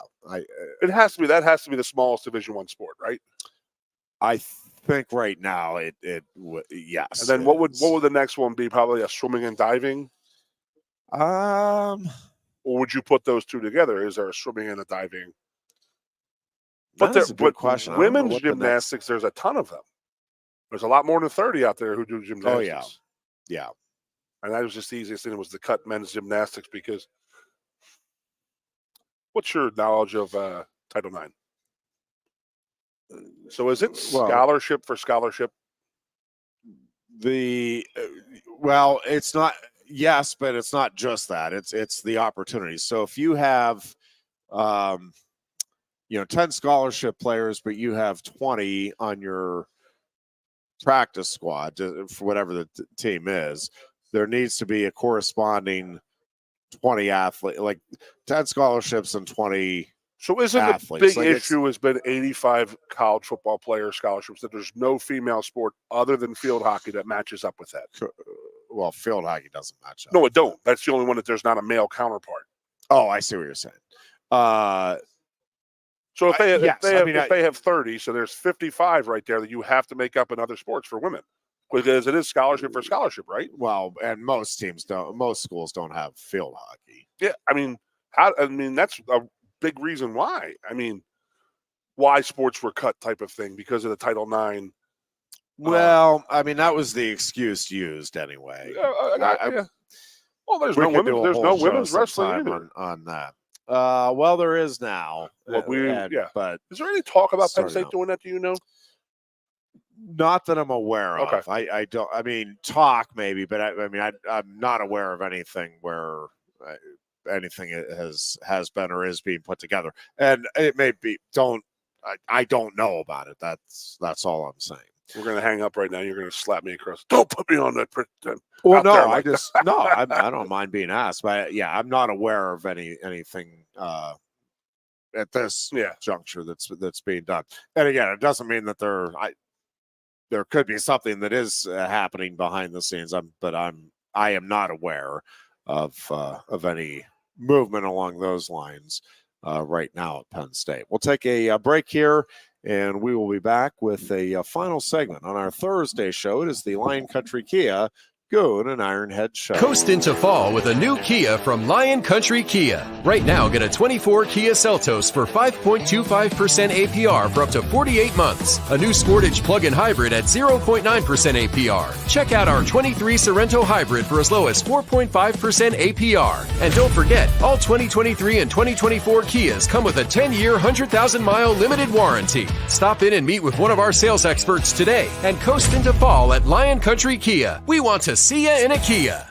Since retiring, I have spent my time searching the countryside for the hottest wings in America. I always seem to end up disappointed. You call these hot? Back off, Luigi. Mamma mia. Look hands it, busboy. Your wings suck! I knew I should have stuck with Quaker Steak's triple atomic wings. You think I'm tough enough?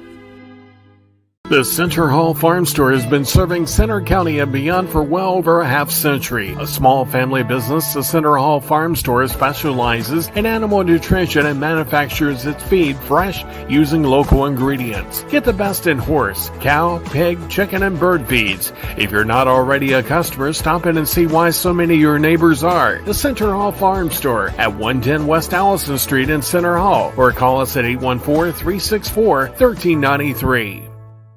Sioka Toyota of Williamsport invites you to stop in today or check us out online. We have the smart path to your next Toyota, like the all-new Crown, BZ4X, the all-new Grand Highlander, Corolla Cross Hybrids, Sequoias, and more. Over 100 new Toyotas here and on the way. Don't make a $1,000 mistake. Choose Sioka Toyota of Williamsport and see the Sioka dealership's difference. Buy or reserve yours today and see for yourself why Sioka Toyota is the only stop you need for your next new car. Sioka Toyota, it just feels right.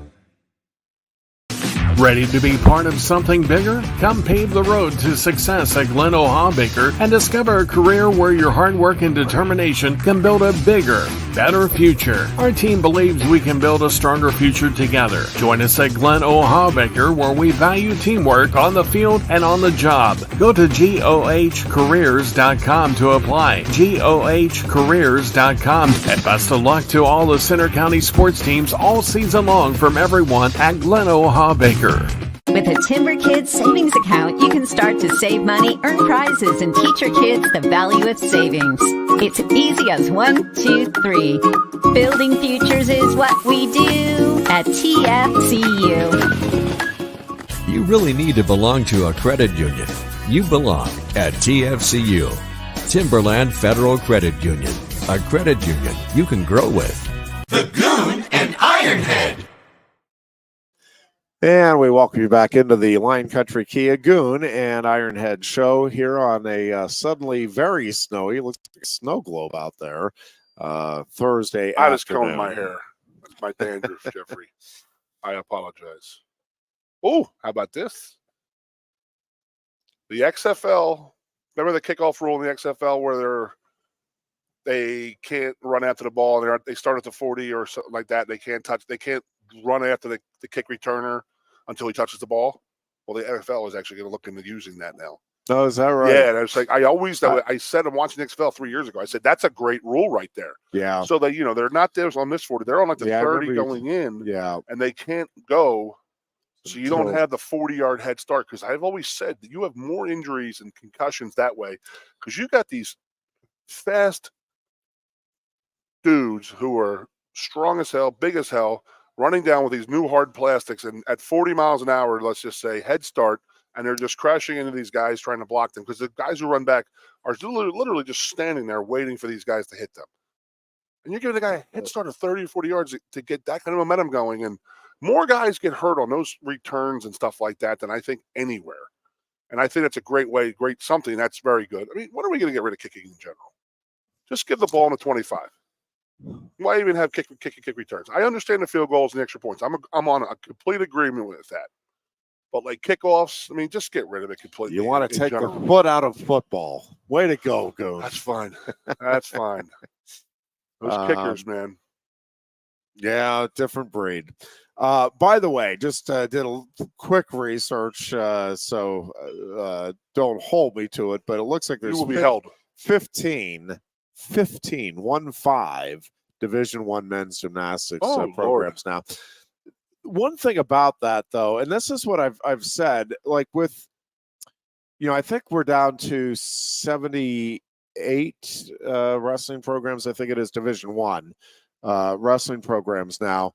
And while that is not good for the opportunities, and especially with the 9.9 scholarship limit, right? Like there are a lot of really, really good bordering on great high school wrestlers that just won't have the opportunity to compete collegiately. But those that do, like, you are getting the upper tier of wrestlers. Yes. Men's gymnastics is the same way. It's only 15 teams, but the degree, the level of competition, let me put it that way, is outstanding. Like, you are talking about the best of the best. I mean, can you imagine if there were 15 college teams? You're taking the best, Yep. and I get there's fewer. It's not a great comparison. I understand it, but you get the point. Like, it is the elite of the elite that are getting a scholarship. The 15th place team at the NCAA men's gymnastics championship is, you're talking about guys that are top 100. Some that are on that team that are top 100 in the nation. Well, that's top 100 is pretty good. So we say that lacrosse and field hockey are, like certain areas of the country where they're hot. Where is men's gymnastics? Big Ten, Midwest, and I mean, I don't remember growing Northeast. up with it in the Philadelphia area. I mean, Mike it's Masucci was a Jersey guy, so I guess they have some of that in Jersey. But I don't, do they have gymnastics at State High? Men's? Not high school. We had training centers, like clubs type of thing. Okay. So they're not competing at the high school level. These guys. I mean, women. Not most of them. Most of the women are also competing at the ones that are getting to the collegiate level. The club level. Are competing with. I'm trying to think clubs. if I remember any high school teams that actually had a men or women. Bellefonte had it even when I was in high school. Bellefonte had a girls gymnastics. I think there's a couple of them now in Center County. Somebody can correct me if I'm wrong about that. In a local high school? High school teams, yeah. But and I think the next lowest, at least in a quick scan, is fencing, which I think had. Did I leave that up? I think it was 49. Division I. It was less than 50 anyway. Division I fencing programs. So, but again, much the same thing. Like the fewer teams there are, the better the competition among those that are there, or at least the better the athletic level, right? Like, you are getting the best of the best competing.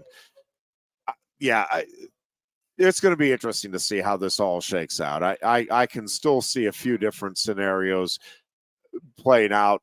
Regardless of which scenario plays out, it is going to be much different than what we have been accustomed to. That there is no question about that in collegiate athletics. It's just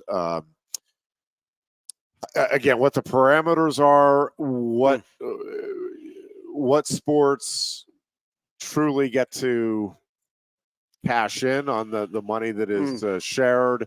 And again, I think it is possible, bordering on likely, that you'll see, much like men's gymnastics, that you're going to end up with 15 to maybe 30 teams in a lot of these non-revenue sports, like just the best of the best. So like Iowa, Oklahoma State, Penn State, like they'll retain wrestling, but a lot of the schools that have it will, if they retain it, it'll drop into a Division II or a different level. But I have a question. There won't be, and I think it's going to be the same thing with like field hockey, maybe women's volleyball, men's volleyball, all of that stuff. Baseball. And again, that's not. It's one of the scenarios, I think, a likely scenario that'll play out. But again, I don't think anybody really knows right now how this is really going to shake out and what the long-term impact on the intercollegiate athletic scene and the student athletes themselves, what it's really going to be ultimately, in 5 years or 10 years from now. Like, I don't think there's anybody anywhere that has any kind of a real answer on how that shakes out. Right Absolutely not. So I'm sitting there saying, okay, well, with what you just said, now you got me, and I'm like sitting there like, what? So the revenue sharing to the football conference and the basketball conference, do you think that women's will be added on, that men's conferences and stuff like that, or you think they will be their own separate entity? Because if they do that, the Title IX that's completely gone. I think it'll be a separate, and I think it'll be part of the breakaway 501c or whatever you want to call it. That they'll get. So then, say our money is raised for the football only conference. Okay, so we, I think we got $78 million last year for the media deal. Say we get 112 next year, or when this starts kicking in. Do you not think that we would use that money to fund our other sports, or are they going to? Well, yeah, that's what they would set up the 501c for that. Okay. Now, I don't know whether that's what I'm saying though. I don't know about if they would use it, and I don't know. I'm not saying one way or the other, right? But I don't know whether they would use it to fund 31. Or it'd be like, yeah, we want to do this. Let's figure out the 24 that we want to continue to support. I'm completely making up the number, but I mean, I can see that's some hard stuff going to go that discussion occurring. And again, part of it is going to be like if Penn State decides, yeah, we want to fund 31, and everybody else is like, no, we're down to 24. Well, you can want to do it, but if you don't have teams to play. Like you can't be the only fencing team out there with varsity. Want another one? Like so, I mean that is part of the equation here as well, and I think that's part of a big part of the discussions that are going to be going on, or are going on within the Big Ten and the SEC. Is listen, how does this model look? How can we make it work? And does it work with 31 sports for these schools and 16 for these? Like, how do you expect, a conference with 18 teams and 30 sports to compete with a conference with 14 teams and 18 sports on average? Yeah. Well, that I don't know. And even if the Big Ten will be bringing in more money, but divvying it up and spreading it out among a lot more. If it's a revenue sharing aspect of it, and you're funding 8 more sports, are your players going to get less than another school? And then, you're going to run into that thing. Well, I can make more money going to this school because they have. And then NIL play into that though too. It's like, well, can we not put all together and get rid of the NIL? What's that? If we're going to pay the players, can we just get rid of the NIL? Well, no. Well, the NIL, yes, maybe, but the the collectives maybe, not NIL. Like the kids are going to have the right to go to if a company wants their student athlete to represent them and they're willing to pay them. Like you're not going to be able to truly advertising money. Correct. Okay, not just pay for play like we're running into now, right? Well, I think you're going to have like an actual direct pay for play. Like that's revenue sharing. Right. Yeah. And then yes, I do the collectives. I think there's at least a reasonable scenario there where it's like, well, yeah, the collectives don't have the kids we can go 9-hour show on this because it's just like, okay, well, what's the third team left tackle going to get? Does he get the same as the starting quarterback? I mean, we're not dealing with walk-ons anymore, so we are truly just dealing with scholarship athletes. I'll tell you what, man. Imagine the revenue sharing for basketball. 12 guys.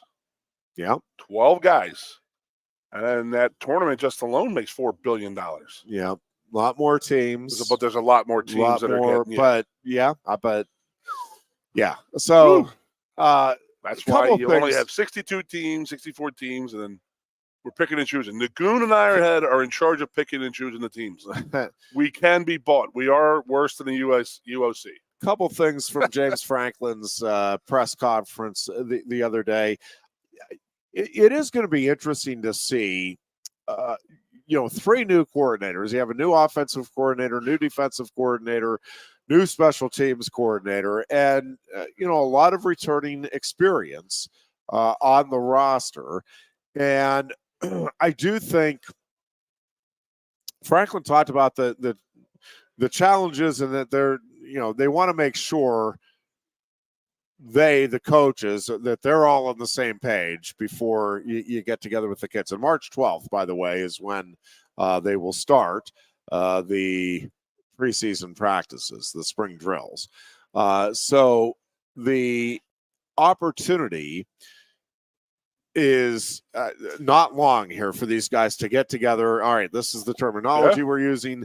These are and you're relying on the coaches that are here, that have been here, to all right, this is what this guy can do. This is what I think we should set up in terms of we lean toward the run with this offense, and let's use Aller's arm maybe a little more. And like those discussions, I think it would be fascinating to just be a fly on the wall and just listen into how that process works. Obviously, all of these guys want to be successful. So, I mean, I don't think it's like you're not sitting there fighting. I think everybody wants to put the kids right in the best situation for them to succeed. But it is a lot of information that you're trying to sort through and figure out. And again, these guys have been around football a long time. I don't think the terminology part is going to be that big of a deal. You've got to get it set, and okay, this is the terminology we're going to use, and this is how we're going to present it, and all of that. I mean, it's important, and there's a lot to it, but I think that can be figured out. But I think in terms of I have to relate everything back to wrestling, so I will. But I did an interview with Cody Sanderson, trying to think, maybe a week ago or so. And one of the things we were talking about is just the importance of the coach-athlete relationship and the trust that needs to be gained, and the knowledge in the field, because not all guys need the same thing, right? Like you watch coaches in wrestling, especially at the high school level, you'll see it. Like some guys, it's like they just want a little pat on the back. Others, like they want you to smack them, like get out there, and they tell someone slap them on the head a few times, again that gets them fired up. Others, it's like, no, just let me go out. I got it. And it's all just different makeup, different things about what you want. Well, football, I mean, you're dealing with 100+ guys, and 11 starters on offense, 11 on defense, special teams, and they all have little. Obviously, there's general things that you're telling all of them, but you're trying to figure out, all right, what is the best way to motivate this guy? What is the best way to get the optimal performance from that guy? Not everybody has to be best friends, but you want that camaraderie. How do we develop the camaraderie? But getting that feel, I mean, that's why that was a big part of why I was so high on last year's team. I thought having all of those coordinators back was a big deal. Yes, and I think it was. I am high on what I think this year's team, or this upcoming season's team can do. And I think they have great coordinators across the board. I'm happy with all three hires.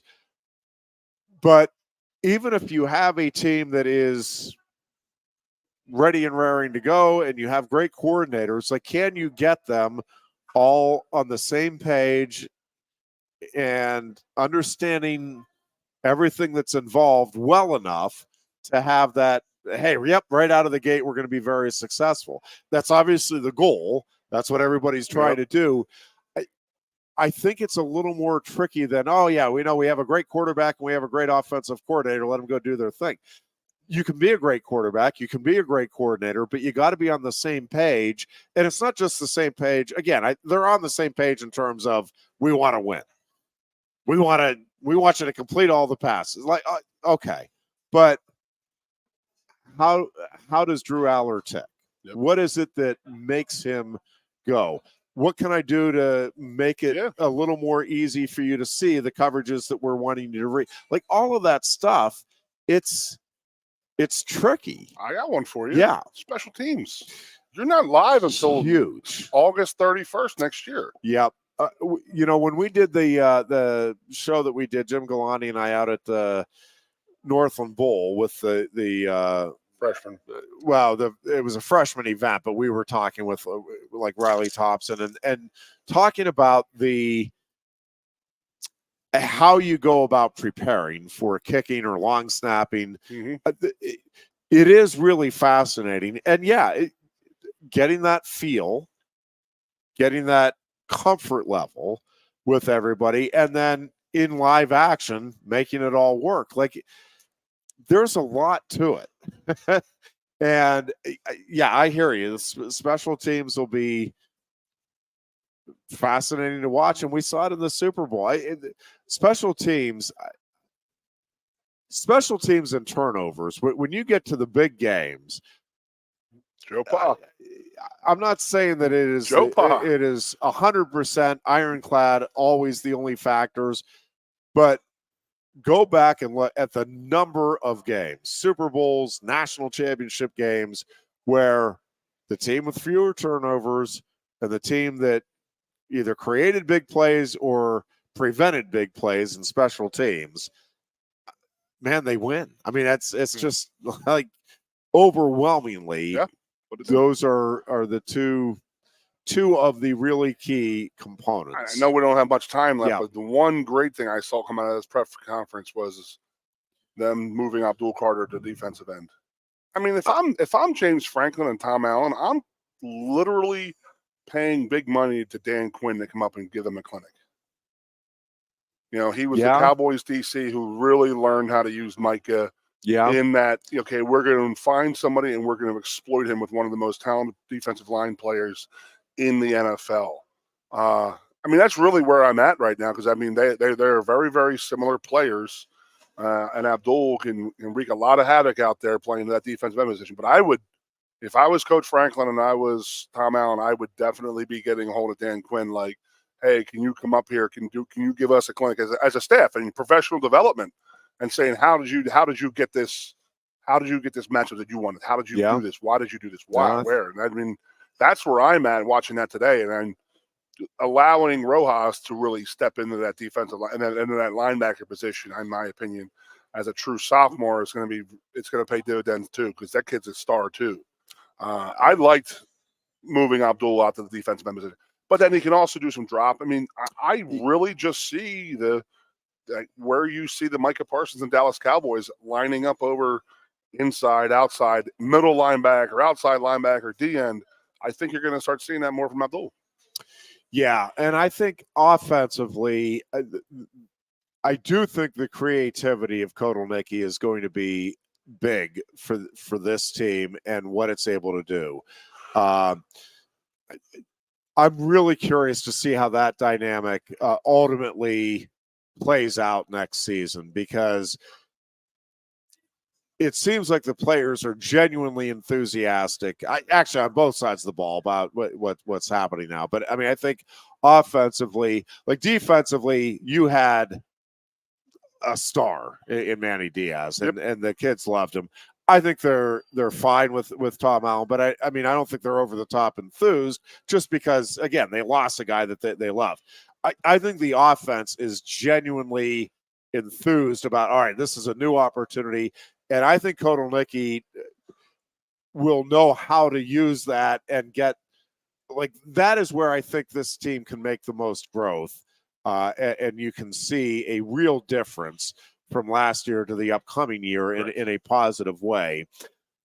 But I think there's a few different ways that could look. And I think that's what's going to be fascinating, is after assessing things in the spring and then going through the summer workouts, like, what does that scheme look like? Because I think Kotelnicki's a pretty adaptable guy. And I think, again, but I can see this offense operating a few different ways and being successful. I think that's going to be a fascinating storyline, is how many big play throws do you try to do with Drew Aller? How much do you rely on a running game that should be pretty doggone special next year? That stuff is going to be interesting to me to see how it develops. We may talk more. A lot of questions about this show, this Ironhead. A lot of questions. Tuesday. Folks, we hope you have a great weekend. We will be back on Tuesday with another edition of the Lion Country Kia Goon and Ironhead Show. Until then, be good.